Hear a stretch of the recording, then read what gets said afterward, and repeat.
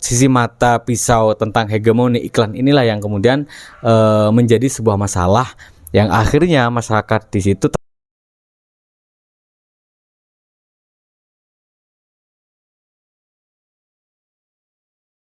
Assalamualaikum warahmatullahi wabarakatuh. Selamat datang, selamat berjumpa lagi di channel Ilmu Official. Kali ini saya akan mencoba menanggapi dan juga mungkin memberikan sedikit pandangan mengenai apa yang sudah disampaikan oleh pengamat sosial dari UI soal dua hal. Yang pertama, katanya kehadiran pinjol ini adalah bisa jadi sebagai sebuah kesempatan, baik itu sebagai sebuah kesempatan bisnis ataupun sebagai kesempatan untuk mendapatkan bantuan ketika kepepet soal finansial. Tapi juga menjadi sebuah jebakan. Jebakan dalam artian ini menjadi ancaman bagi orang-orang ataupun masyarakat yang kemudian hanya tergiur soal pinjaman, kemudian dia tidak memiliki pengetahuan tentang rencana keuangan. Inilah yang kemudian menjadi bagian dari penyebab sehingga masih banyak orang yang kemudian melakukan tindakan merugikan dirinya sendiri, termasuk sorotan yang dia udah sampaikan, sorotan publik mengenai keluarga yang bunuh diri di Kediri dan juga di Jakarta, seperti itu.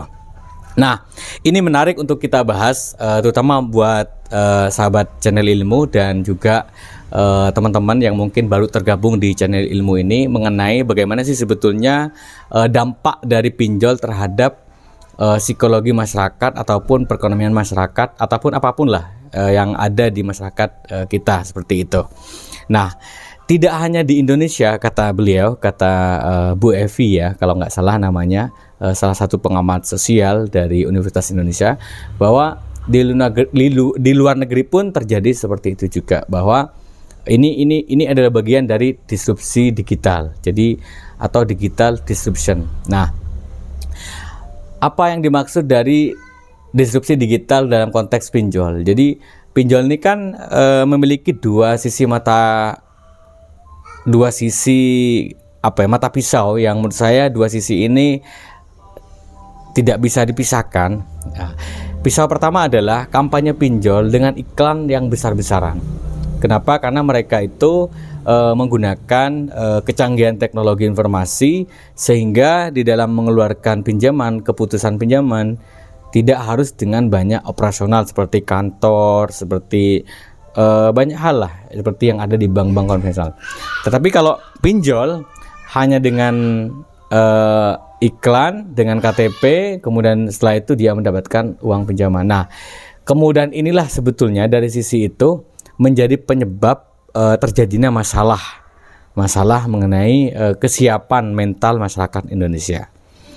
Kemudian hegemoni mengenai iklan ini karena dikembangkan dan ditingkatkan terus, dan kemudian apalagi di website dicantumkan bahwa para pendana tenang, resikonya sudah ada mitigasinya, artinya disiapkan segala macam perhitungannya, sehingga mereka menganggap ya pinjol ini industri yang luar biasa keuntungannya, seperti itu. Apalagi kita tahu bahwa sekarang ini pinjol keuntungannya meningkat dari 800 miliar udah jadi 1, sekian triliun ya, yang dirilis oleh Otoritas Jasa Keuangan. Nah, jadi sisi mata pisau tentang hegemoni iklan inilah yang kemudian menjadi sebuah masalah yang akhirnya masyarakat di situ tertarik untuk ngambil pinjol, kemudian dia tidak memiliki basis pengetahuan perencanaan keuangan yang baik, seperti itu. Sisi yang kedua adalah pinjol pada sisi ini itu tentu menuai kontroversi ya. Menuai kontroversi artinya kontroversi di sini ada yang menganggap bahwa pinjol ini riba kayak gitu. Ini tentu ini pendekatan dari agama ya, yang menganggap itu adalah pinjol ya. Riba, sorry. Nah, memang dalam konteks ini saya tidak ingin memberikan komentar, yang jelas ini harus pakarnya, harus ulama ya. Jangan orang sembarangan mengatakan itu, karena kita ini ada di negara dengan sistem pemerintahan yang demokratis kayak gitu, dengan mengakui banyak agama. Tentu pada sisi ini saya tidak cukup menarik untuk mengomentari soal ini apakah riba atau tidak. Yang jelas Yang berbahaya menurut saya adalah pada sisi akad. Nah, akad pada pinjol ini kan ada dua nih pinjol ini yang beredar. Ada yang ilegal, ada yang legal. Nah, mungkin kalau kita bicara legal seperti yang disampaikan oleh Mbak Evi mungkin bahwa nggak apa-apa kalau legal karena pengaturan bunga, biaya provisi semua udah ada kayak gitu. Sementara kalau ilegal itu pengaturan bunga tidak ada, biaya administrasi nggak ada, pemotongannya sepihak seperti itu. Dan ini yang bedanya antara legal dan legal. Dan kemudian dalam konteks penagihan misalnya, penagihan juga kalau untuk yang ilegal itu tentu tidak ada yang mengawasi kan, sementara yang legal diawasi. Nah ini problem dari sisi regulasi dan pengawasan. Menurut saya penting. Kenapa? Karena oke lah, secara aturan, secara regulasi ada bahwa di dalam melakukan penagihan utang pinjol itu benar-benar diatur oleh OJK. Dan dalam hal ini perpanjangan tangannya ada AFPI ya, Asosiasi Pengusaha Fintech kayak gitu kan, atau industri fintech, yang kemudian dalam hal ini anggota-anggota AFPI itu harus mematuhi kebijakan atau aturan yang ada di OJK. Tetapi faktanya ini banyak sekali pinjol yang legal pun melakukan tindakan penagihan yang intimidatif, dan banyak juga pinjaman legal ini menurut saya bermuka dua gitu. Bermuka dua maksudnya yang pertama adalah dia memang ketika dia menunjukkan identitasnya, dia benar-benar sesuai dengan apa yang diatur oleh OJK. Tapi penagihan yang menurut saya siluman ya, ini tetap sama dengan ilegal, sehingga banyak sekali masyarakat sekarang membicarakan bahwa pinjol ini legal dengan ilegal nggak jauh beda kayak gitu, kok sama saja gitu loh.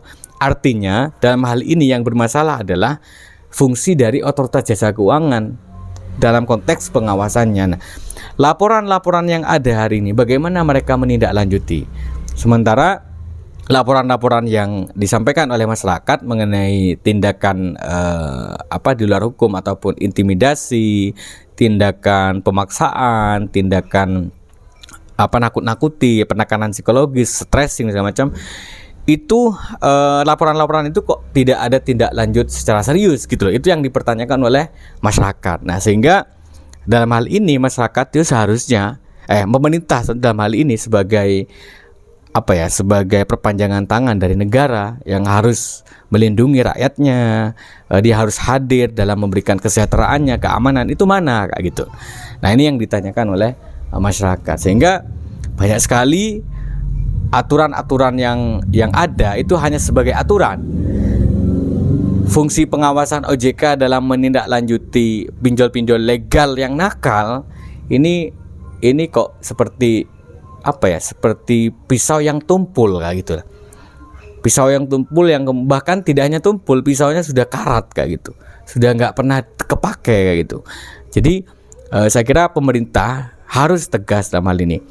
Apa yang disampaikan oleh pengamat, apa yang disampaikan oleh kemarin itu ketika ditanya kepala OJK tentang penyalahan terhadap pinjol ilegal itu menurut saya pinjol ilegal sudah banyak dihabisi oleh Satgas sementara ini. Tapi justru banyak yang bermasalah itu di pinjol legal. Saya sebut nama misalnya Kredit Pintar. Kredit Pintar itu beberapa orang memberikan laporan bukti ke saya dan itu udah screenshot jelas. Itu mereka nggak pinjam di mana, cuma pinjam di Kredit Pintar.